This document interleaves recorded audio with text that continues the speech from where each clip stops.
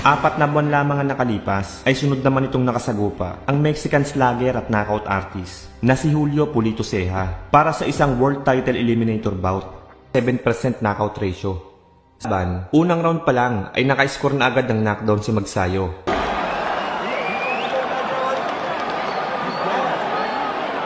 Subalit matigas din talaga ang mukha nitong si Ceja mga brad. Sapagkat imbes na umatras matapos bumagsak ay tila lalo pa itong lumakas at ginanahan sa laban.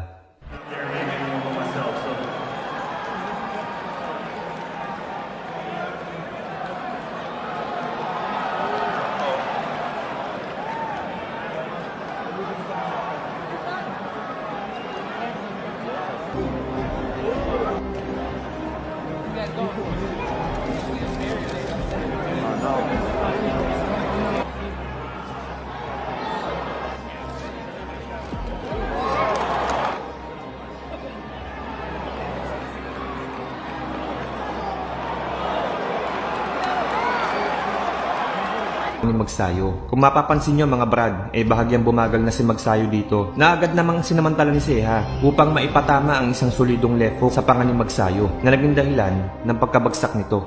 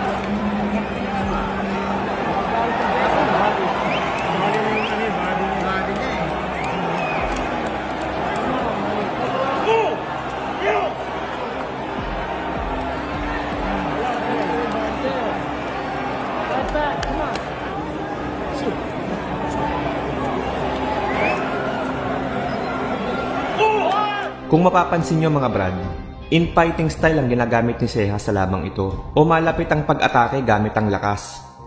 Sobrang epektibo nito para maiseta pang body shot sa katawan ni Magsayo.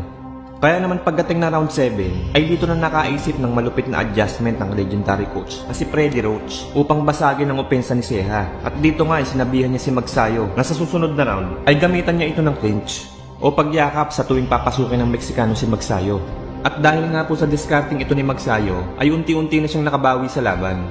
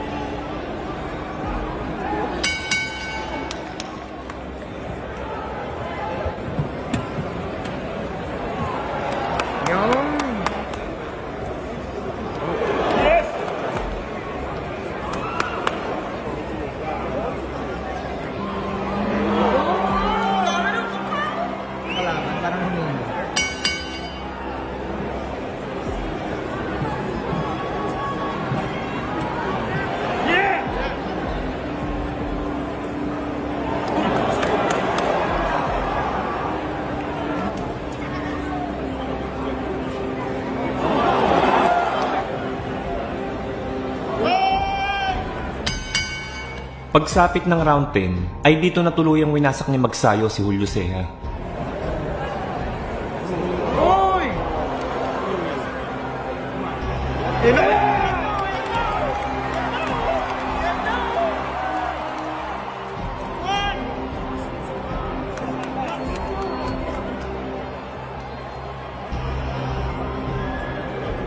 Finish him!